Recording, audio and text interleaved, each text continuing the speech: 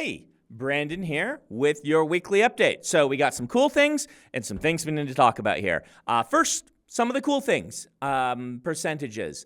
The Mistborn screenplay is at, bing, 25%. I'm closing in on the end of Act 1. Feeling really good about this. Been having a blast working on it.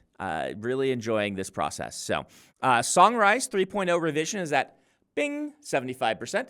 So Jancy is moving along on that. And Book 3 of Riftwake, remember, trilogy of books to follow up Skyward called the Riftwake series. First one is out this fall, September-ish, August, September-ish.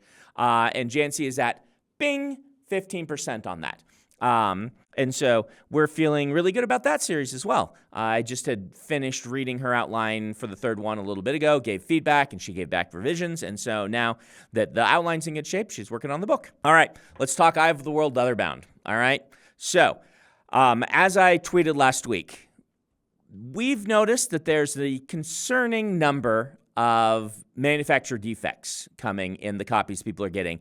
And this is very concerning to us, right? Like, I love this book. I love the version of Eye of the World we made, and we spent a really long time, you'll remember how long it took us to get to even pre-orders, making sure that the bindery was able to do these books the way we wanted to. What normally happens with these books is we get them to where we want them, they do a printing, we approve a certain printing, and then the bindery quality controls themselves, which has never been really a problem for us. But the idea is that we want as few people handling them as possible. We will introduce more defects if we open, unwrap, and look at every one of them. So we only look at when they come in, open a few of them, make sure they're looking right. Otherwise, they come from the warehouse to you. So this prevents us from causing damage, and we trust the binderies, and so far we've been able to do a good job with them. This time something is odd, right? This time we're seeing just an unusual number of problems crop up, and we are not yet sure what's going on. Next week, Isaac is flying out to the bindery to look at the problem firsthand. We have frozen printing, and we've frozen shipping. If your copy hasn't arrived yet, that's good, right? Because that means that we now know that the problem is here and you are not going to get a bad one. We're going to find out what's going on first. So if you have received your copy and it looks great, wonderful. We do know that some of them are great because we were there when the first ones came off of the printer, and those ones looked great. We sent some of those to Harriet and things like that. And so we do know that there are some great-looking ones that we're very pleased with out there. If your copy arrived with defects, for now we're asking you to sit tight. This is because for the next couple of weeks, we're going to assess this, we're going to look at the weekly update, and we will send emails to everybody who ordered them to keep them in the loop. So don't worry. We need to know how big a scope this is, right? Normally, you expect a few defects when you're working with a Goodyear manufacturing. It just happens. Some things slip through, and we expect these occasionally to happen. What we need to know now is this happening like twice as much as normal, or is this happening like 5 times as much as normal? Like, we need to assess all of that and find out, and that'll determine how we go about making this right. So, as we said, pre-orders are temporarily closed. We are going to make this right, so don't worry. One of the nice things that we have with Dragonsteel is we have our whole team is right here. Like, if you submit a ticket or if you have a problem, you're going to some nice people right around the corner. We don't offload that to another company. You're not going to some random AI chatbot. You are going to human beings who are looking over your problem.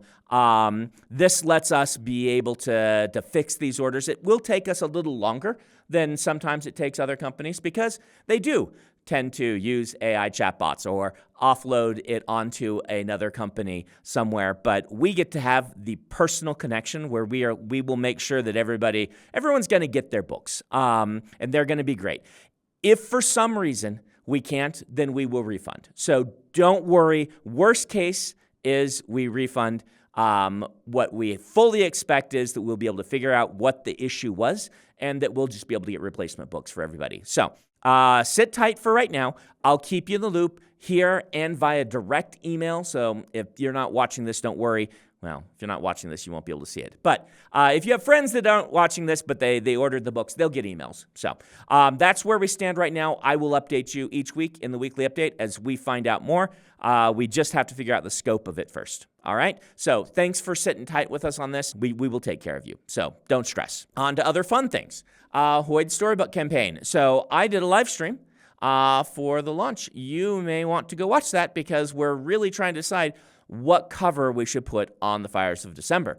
And if you have backed the campaign, you will get to vote on that because we had this kind of more one that was like the other Secret Projects covers, but then Isaac and I both fell in love with this illustration that Tron, the illustrator, had done. We thought that would make a really cool cover. And Isaac began exploring using that as the cover. And that's going to become our ebook and audiobook cover because of just the way that those different markets work. So the question is, do we use the original idea that we'd had? Do we use this brand new idea? You will be able to vote. We will only be able to do one of them. We can't afford to do 2 copies, but we will listen to what you have to say. Isaac is getting some mock-ups ready. In that live stream, I said maybe this week we'd have the vote. It's probably going to be next week. I'm not 100% sure, but our print rep thinks he can get us mock-ups, like actual what the covers would look like of both versions, and is going to send them to us. So we'll have like physical ones that we can show you. So before the campaign ends, we will have that vote, and we will let you know which cover we're going with in case that influences whether you want to get, what version of the book that you want to end up getting. So if you have backed the campaign, make sure that your email is correct in there and keep an eye on your email because we will be sending you an email letting you participate in that poll. We will probably do another live stream next week would be my guess, and then one final one for the end of the campaign. So join us there for those things. Thank you for the fantastic response for the Hoid Storybook collection, and thank you for keeping us in the loop when you get your books and you're uncertain about them, right? I saw some people posting like, should I complain about this? When people complain, it's actually means that you're passionate. It doesn't bother me. If you get something you're like, I feel like this isn't as cool as I want it to be, I want to hear about it. This is obviously not something with the Leatherbounds we want to go through, but we would rather go through it than have you get your books, be disappointed, and never buy a book again. And so it's good that people are letting us know that they're getting defects, and it just gets us more experience in figuring out how to navigate using binderies and printers and all of this sort of stuff. So it's going to turn out all right. Don't worry. But for now, wait for my next update where hopefully I'll have more news for you. Until then, thank you very much.